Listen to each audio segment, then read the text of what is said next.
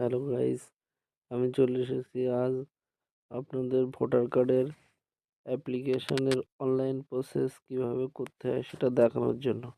প্রথমে চলে আসবো গুগল ব্রাউজার, এখানে এসে লিখবো NBSP, এন্টার করব। করলে প্রথমে যে লিঙ্কটা চলে আসবে এন্টার করব।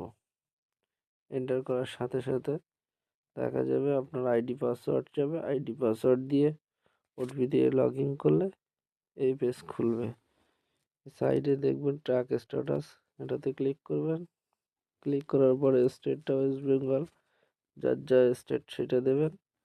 তারপরে রেফারেন্স আইডিটার জায়গায় রেফারেন্স আইডিটা বসিয়ে দেবেন।